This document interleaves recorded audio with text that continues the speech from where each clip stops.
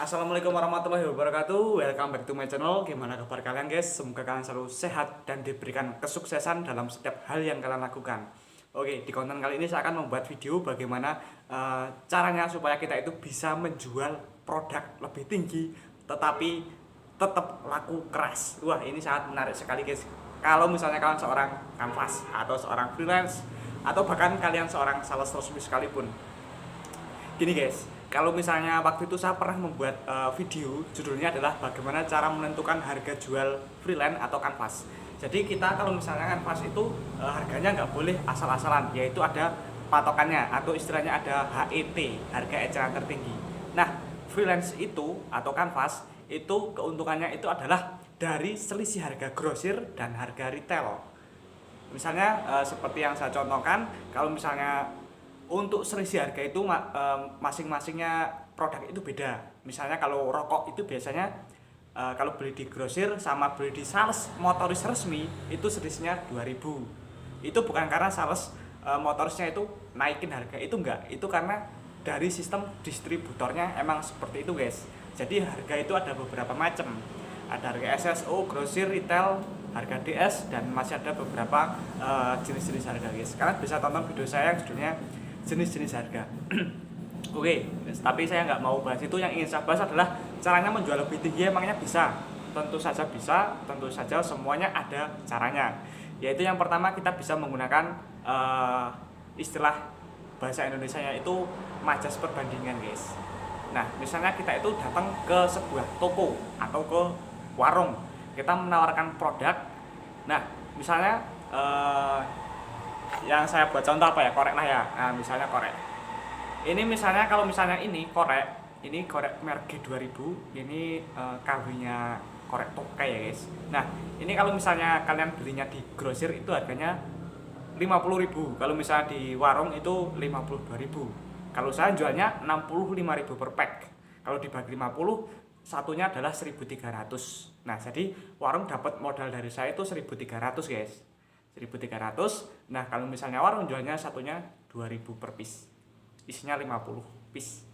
Nah, kalau misalnya misalnya gini, sales resmi retail ini jualnya itu nggak sampai 65.000, cuma 60.000 guys, cuma 60.000. Tapi saya bisa menjual 65.000, modal saya 50.000, untung saya 15.000 per box korek. Lah, bagaimana kok bisa laku?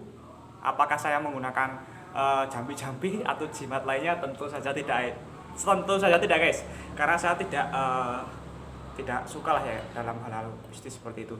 Nah, jadi ada cara, yaitu saya menggunakan majas perbandingan. Misalnya gini Bu, kalau misalnya Ibu beli di grosir, Ibu udah tahu harganya sekian, dari saya lebih mahal. Tapi gini Bu, coba kalau misalnya Ibu jauh-jauh ke grosir, Ibu nanti kena ongkos parkir, Ibu nanti kena bensin, harus beli kan otomatis.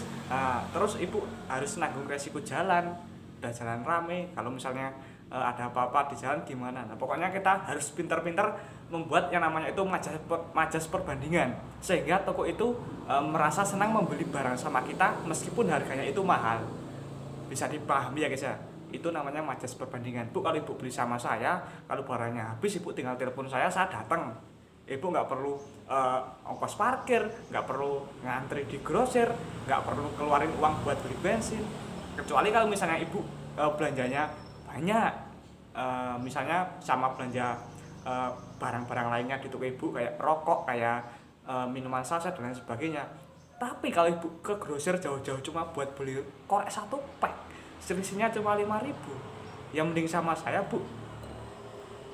Kalau misalnya ada pemilik toko yang kebetulan nonton video ini, pasti kalian juga dalam hati akan mengiyakan perkataan saya, ya gak?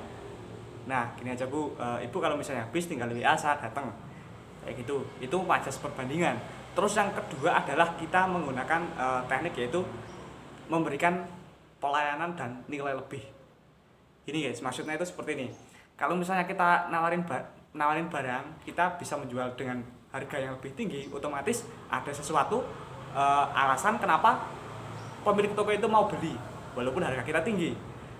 Yaitu salah satunya itu kita memberikan pelayanan yang baik. Pelayanan yang baik itu seperti apa? Misalnya, Mas, besok hari Senin barang saya beli minyak goreng beli rokok dianterin jam sekian ya mas, jam 9 misalnya. Nah kita jam 9 harus sampai ke sana.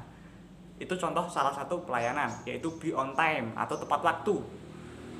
Warung itu akan senang guys, karena apa? Karena dia tidak mengalami stok habis di tokonya, kayak gitu guys. Itu contoh pelayanan. Dengan begitu, walaupun harga kita mahal, tapi dia tetap akan senang beli sama kita. Dia nggak perlu buang-buang tenaga jauh-jauh belanja ke grosir. Dia cuma tinggal nelpon kita, langsung kita datang. Nah itu adalah dua cara bagaimana kita bisa menjual produk kita lebih tinggi harganya, tapi tetap laku keras. Kesimpulannya ada dua, gunakan majas perbandingan, dan yang kedua adalah kasih pelayanan dan nilai lebih kepada pemilik toko. Oke, semoga ini bisa dipahami guys. Kalau misalnya ada statement yang masih membingungkan, kalian bisa baca deskripsi video ini. Jika kalian ingin ngobrol sama saya, ingin berteman sama saya, silahkan bisa ikuti IG saya bangkit_real. Kalau misalnya mau sharing-sharing nggak apa-apa. Dan bagi kalian yang belum subscribe, bantu subscribe channel ini guys, dan aktifkan loncengnya supaya saya lebih bersemangat dalam membuat video-video lainnya yang tentu saja menarik. Oke guys, mungkin sampai di situ dulu perjumpaan kita kali ini. Akhir kata kita menjadi luar biasa saat kita berpikir bahwa kita bisa. Sampai berjumpa di video selanjutnya guys.